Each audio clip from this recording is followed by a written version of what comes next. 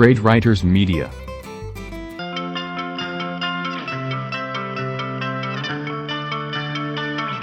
I'm Logan Crawford, and right now on Spotlight, we're diving deep into Shakespeare's Hamlet. To be or not to be? That is the question. Well, we'll have that question answered, plus a whole lot more with an expert on Shakespeare. He's an amazing author. His name is Eric Richardson. His book is called Seeing Shakespeare, Hamlet, an analysis of Shakespeare's greatest play. It offers a comprehensive scene-by-scene analysis. So get ready to explore the historical, cultural, political, and religious contexts that shape this timeless masterpiece.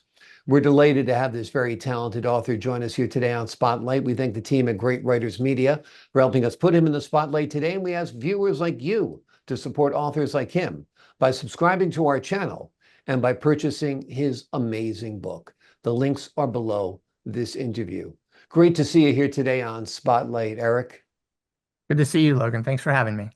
So much of Shakespeare is embedded in our culture, from there's something rotten in Denmark, methinks thou dost protest too much, to what I just quoted, to be or not to be. It's good to have some context. It's good to have some understanding about where all this comes from, right? Sure. Yeah, I think the difficulty beyond the language that Shakespeare used is also the context. The modern reader or the modern viewer is going to look at the play through the 21st century lens rather than the 16th century lens. And that, I think, is where the greater confusion comes from. Absolutely. So understanding the context, understanding what words meant, what actions meant, what intentions were back in that era is vital to have a complete understanding, right? Absolutely, for sure. For example, the religious confrontation that was going on between the Catholics and the Protestants. And so many scholars believe that Shakespeare was probably Catholic, but he had to keep it a secret because he could have been executed if he was discovered in England. And that comes out in the play as well.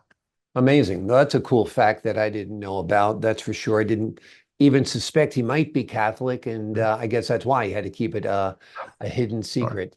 Let me ask you this. Why do you feel Hamlet is Shakespeare's greatest play out of the dozens that he created? Well, I think Hamlet is Shakespeare's greatest hero because he is assaulted from so many different angles. So first of all, just the task of getting revenge, of avenging his father's death, which means he has to kill the king.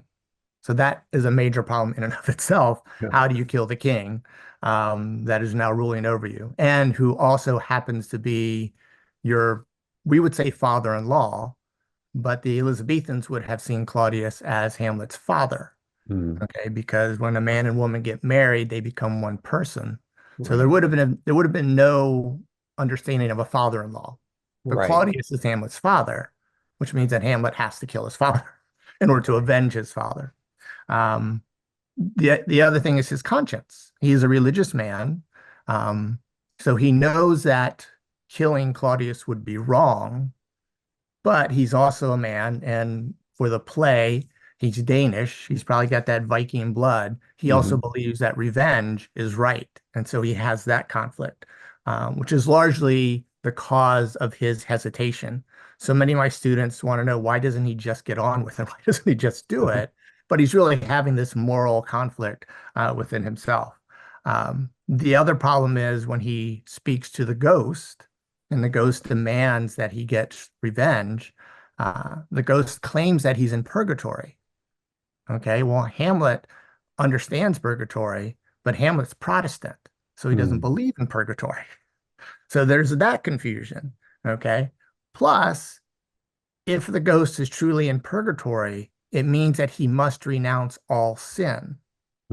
But he's asking Hamlet to commit sin, which means he can't be in purgatory, which means that Hamlet doesn't know if he can trust the ghost, because he does believe that the ghost could be a spirit from hell who's trying to condemn his soul. So, and the other thing is that the ghost tells him, I want you to get revenge, but don't hurt your mother. Well, if he kills Claudius, then His Right. mother's going to be upset. So there's just so many different conflicts that he has to manage. It's overwhelming, and we don't see that in any of Shakespeare's other tragic heroes.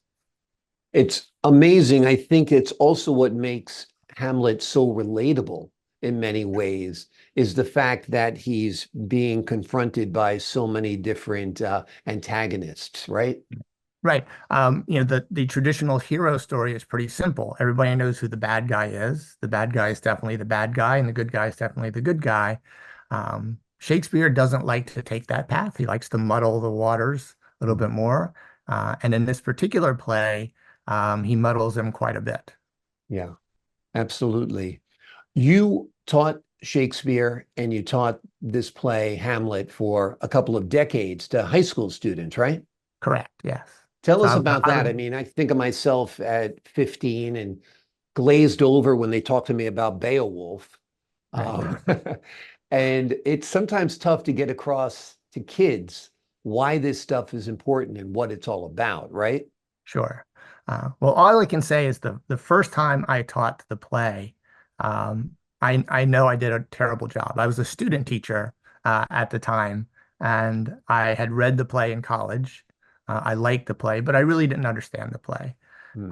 And there's an old saying, I think, between English teachers that you have to teach something three times before you really can understand it as a teacher. So when I had the opportunity to teach AP Lit, and I knew I was going to be able to teach Hamlet, I was very excited because I wanted to try to redeem myself. But it did take a few years for me to feel comfortable with the play and understand it enough for myself that I could then pass that on to my students. And the wonderful thing is, every year I would see something new. Every year I would get a question that I'd never gotten before. Hmm. So it did show the enthusiasm of the students, but it really kept me enthusiastic as well. Yeah. Well, I guess that's part of being a teacher that, experience counts, Right. experience matters, and learning the proper methodology to teach something as complex to wandering minds like the teenagers you were in charge of takes some expertise. Obviously, you've developed that now. You've actually tell us about this methodology that you have in your book to help us understand this play better. Give us like a Well, little overview of the outline of how it works and all that. sure. The main thing, as I said previously, was context, that I have to try to get my students to understand what Shakespeare's audience was seeing Mhm. because they saw something that my 21st century students can't see, right? They're just not aware of that. So, for example, the thing with the ghost being in purgatory, that's not something that they would have thought of. Some of the Catholic students might have, felt a little click, when they heard the ghost. But the majority of students would not have garnered that.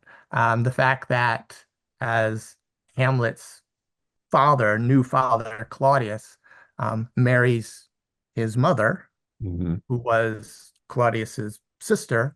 Um, that takes us back to English history when Henry VIII wanted to marry Catherine of Aragon, who was his brother's wife. Mm. And the Pope wanted to permit Henry to marry Catherine because he wanted that Spanish-English alliance to go opposed to French Protestants. Mhm. Okay, but the Pope had a very tough time. He had a lot of I don't really want to say the Pope had enemies, but there were a lot of people objecting to it. You can't do that. So Catholic law says that a brother cannot marry his brother's wife. Right. Um, but Catherine had a reputation for her devotion. There were some rumors about Arthur, Hamlet's brother, or I should say Henry's brother. Um, and so Catherine stepped forward eventually and said, "Well, Arthur and I never consummated our marriage." Mm. Okay. And so the Pope said, "Great, you can marry Henry." Mm. Right. But that's something that you're not going to notice in the play. You're going to have to understand that from history. Right. Now, you call your book Seeing Shakespeare. Yes. Why do you call it Seeing Shakespeare? It kind of makes me wonder if you think watching the play performed would Right. actually help you understand it more. Tell us about that. Well, part of it, of course, is they're looking at the play on a page, a written Right. page. So they can see the words, but they can't really see always what's going on Hmm. because they have difficulty with the language. They don't quite understand the culture. They don't pick up on the nuances the way a teacher would. And again, it took me several years to get all of this Yeah. down. So I have to emphasize to them that what Shakespeare's audience would have seen Hmm. on the stage versus what the modern reader, the modern audience sees. I do think directors also tend to take some modern liberties as well because they want to appeal to the modern audience. So that can sometimes cause confusion. If they see a film of the play that isn't the whole play, Right. uh, they don't really get to see what Shakespeare intended. And plus, there are so many ways to interpret the play as well. So I'm sure that there are many English teachers who will read my book and be screaming at me as they read the book because they see things in a different perspective. Absolutely. I understand this book in part was born out of a series of YouTube videos you created that helped explain Hamlet. Tell us about those. Well, I was hoping to have a YouTube channel, Hmm. um, but when I realized that my scenes or my videos were going to run maybe 30 minutes or more. Hmm. And that's not your typical YouTube viewer. Right. So my wife suggested that I write a book instead of the YouTube channel. So I've written a book. I do have still, I think, a desire to develop either a YouTube channel or a podcast Hmm. so that I can talk directly to my readers and they can communicate with me as well. Yeah, the beauty of the internet is it sounds like there wouldn't be a big audience for that, but if you consider you have the whole globe to choose from, Sure. all you need is, X number of people who are interested in Hamlet, and you've got a successful podcast, which is what's great about this digital era. Let's talk a little bit about the play. Claudius confesses to killing his brother slash the king, but you caution readers in your book not to judge him as evil. Apparently, this is a contextual thing as well. Tell us about that. Well, it's an understandable impulse. Murder is evil, and to murder the king is evil, and to murder your brother is evil. The act itself is evil. But we see Claudius twice in the play express remorse, and he does this in situations where there's nobody else on stage. Mm, So he's not lying, right? This is what comes out of him twice. So an evil person doesn't feel remorse. mm, An evil person doesn't seek forgiveness. An evil person doesn't believe he's done anything wrong. So, although Claudius has committed an evil act, I caution my students not to judge him as evil. And I understand that that gets difficult as the play goes on and he starts plotting to kill Hamlet. mm, But I also say that he's afraid. He's a mhm. coward. He's afraid that Hamlet's going to expose him and he's going to die, which is a very human reaction. Right, Right? And so it's difficult for us to put ourselves in the place of the bad guy. Right? right, We can easily take the place of the good guy. right. Um, but I encourage my students to be more forgiving of all of these characters. None of them are perfect. They all have their problems and their difficulties. Um, and if they open themselves up to that, I think they'll get more from the play. Yeah. Well, and also they'll get more out of life if you start being a critical thinker like that, where you just don't accept on face value things that are written and your knee-jerk reaction. I think you get more of a nuanced approach to literature, to people, and to life, right? You mentioned in the book the humanity of Shakespeare's characters. Tell us what you mean and which characters display their humanity. And well, one of my favorite authors is Flannery O'Connor. Mhm. So great Catholic writer. And she said that the difference between a good book and great literature is that good books are topical. Mhm. So, right now, the transgender issue is the topic of the time. And there Mhm. are a lot of really good books coming out dealing with transgenderism. But 10 years from now, our country, our community would have absorbed that and we would have moved on to something else.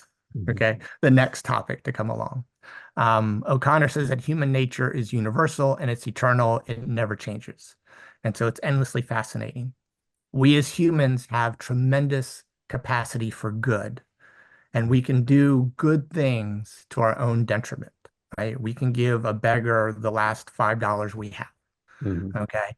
On the other side, we can do tremendously awful things, Sure. like murder your own brother, like murder your king.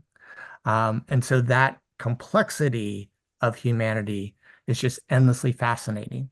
Okay. And it is really at the heart of all the great literature that we see, going back to the Greeks and biblical times.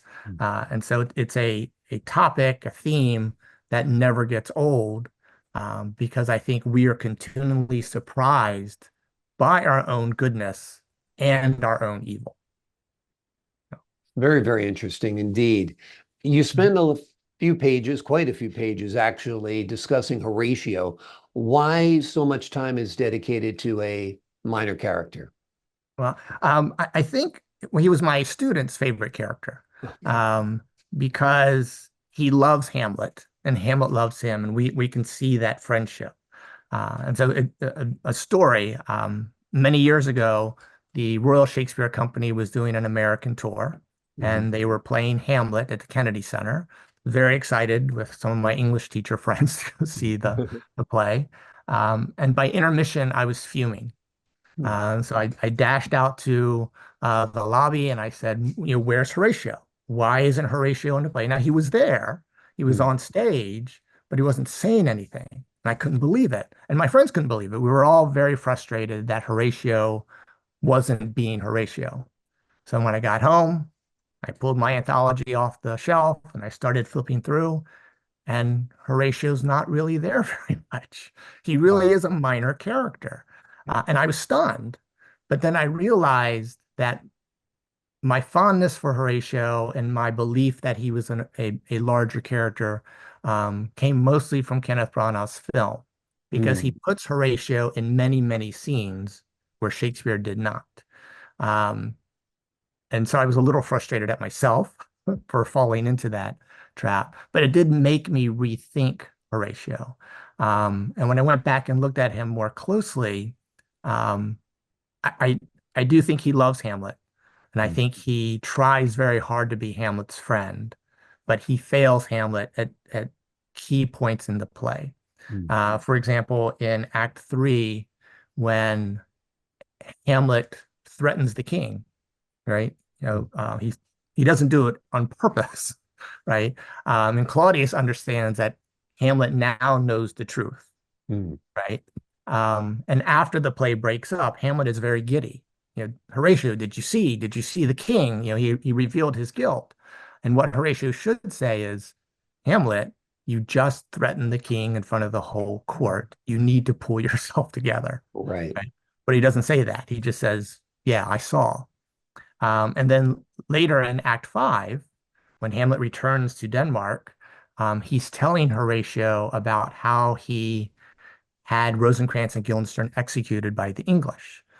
Now, these guys aren't very likable. My students don't like them very much, but they're not bad guys. They're not evil Mhm. guys. They just want to serve their king. And if you don't serve the king, you die. Um, and they don't know that Claudius intends to have Hamlet executed by the English. There's no way they could possibly know that. But Hamlet manipulates Claudius's letter, and he has Rosencrantz and Guildenstern murdered by the English. And Horatio's only response is, so Rosencrantz and Guildenstern go to it. And Mm. for many years, I read that statement as a question, that Horatio was troubled. Really? You killed those guys? But this time when I was reading the play for this book, I realized it's not a question. There's a period there. It's a statement. Horatio feels nothing as well. Mm. Okay. And so as I thought about it, and I thought about Hamlet's struggle with faith. How could he do these terrible things if he is a man of such strong faith? And I believe that what Shakespeare is doing with Horatio is setting up Horatio as a foil. Hamlet, through his play, is struggling with his faith.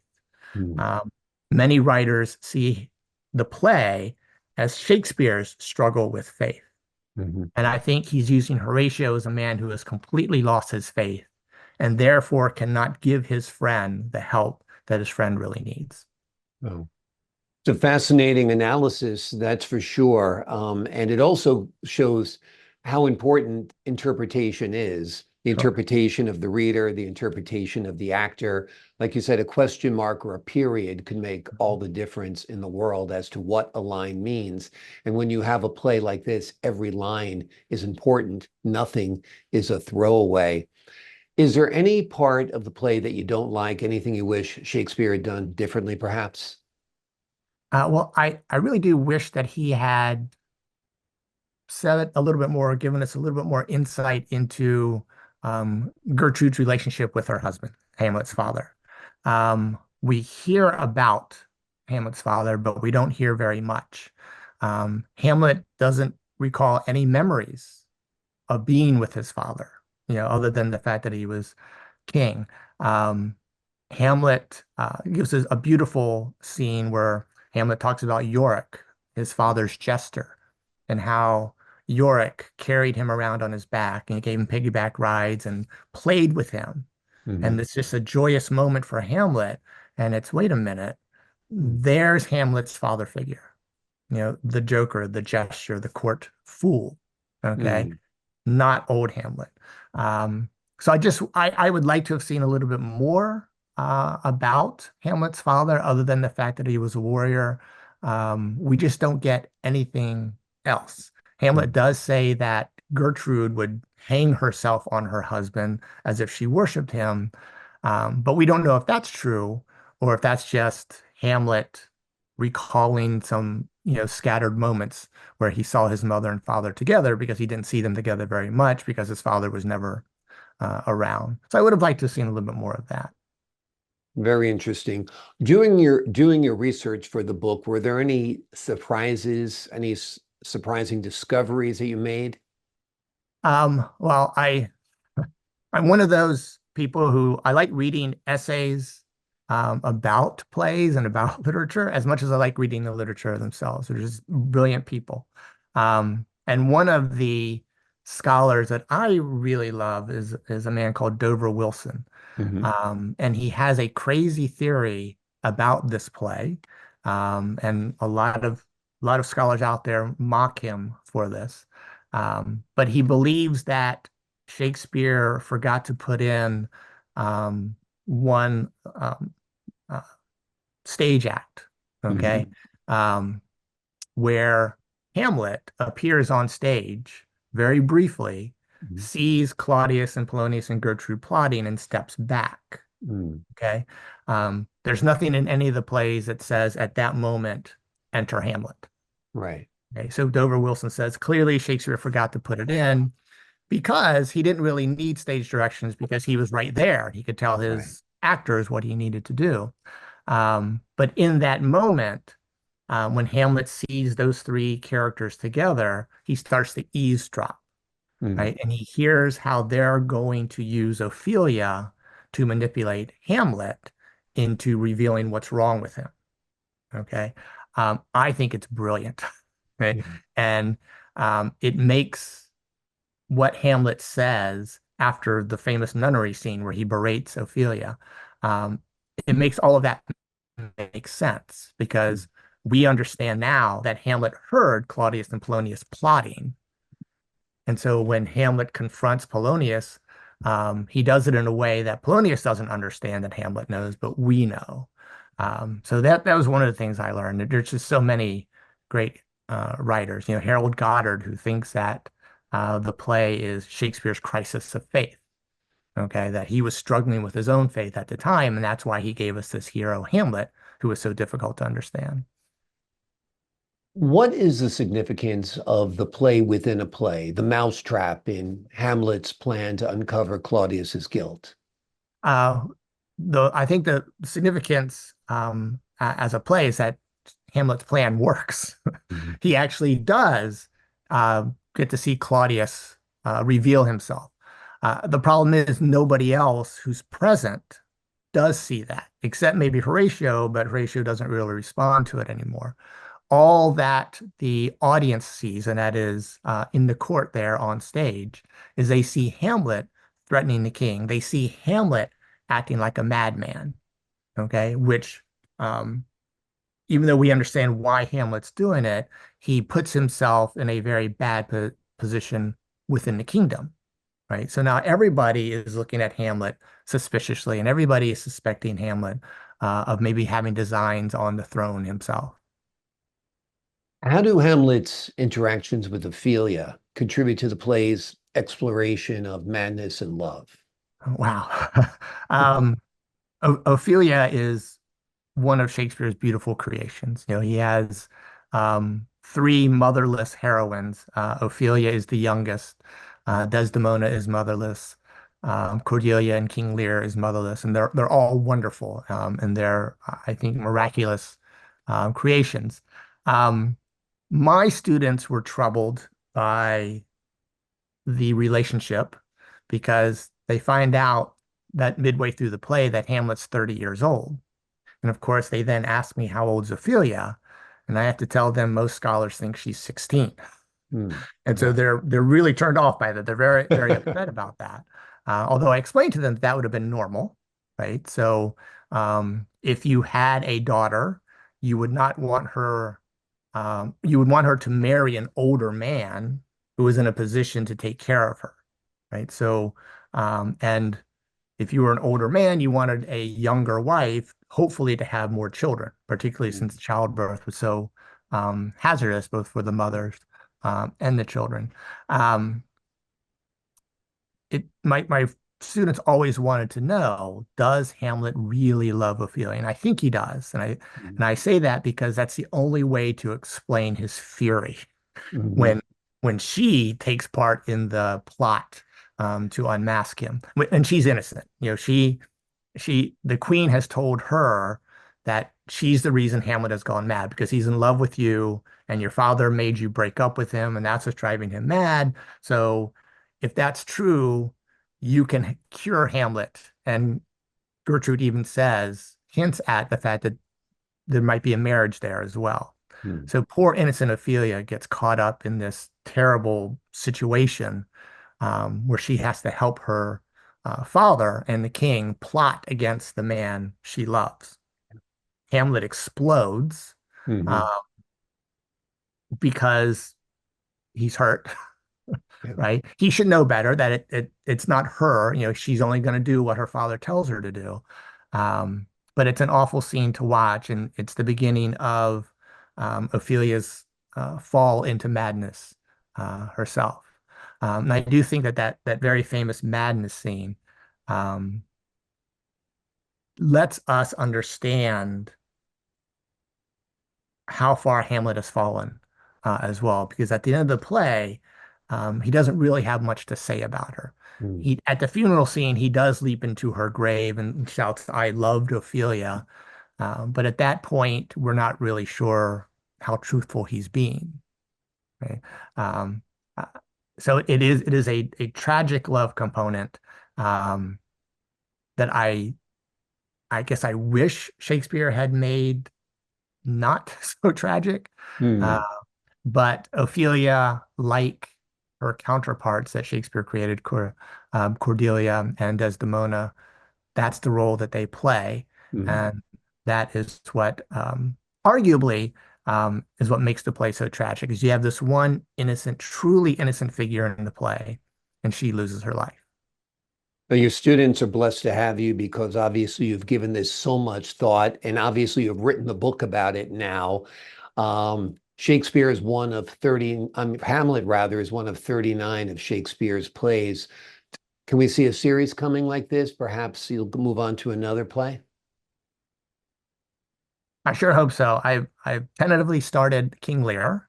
Okay. And King Lear is the I guess partner play. Harold Goddard says that King Lear is the miracle play and shows Shakespeare's redemption, that he's overcome his own conflicts with faith. And I think the play does show that. I don't know the play as well. I taught it on alternating years. So I haven't read it as many times as I read Hamlet. But it's a play I also love. So I think that's coming out next. Well, we're looking forward to that. Eric Richardson has written an amazing book that'll help you look at Shakespeare in a different way, perhaps the correct way. You'll understand the context of the language, the context of the situations, both political, religious, and historical. The name of the book is called Seeing Shakespeare, Hamlet, an analysis of Shakespeare's greatest play. It is a comprehensive scene-by-scene analysis. So get ready, and you will, by reading this book, explore the historical, cultural, political, and religious contexts that shaped this timeless masterpiece. Eric, thank you so much for joining us here today on Spotlight. Thank you, Logan. I had a great time. I had a great time talking to you as well. To the folks at home, I'm Logan Crawford, thanking you for your time this time. Until next time on Spotlight.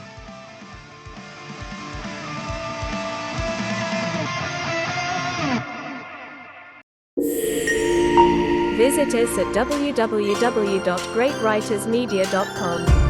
Email us at info@greatwritersmedia.com or call us at +1 877 556 0487.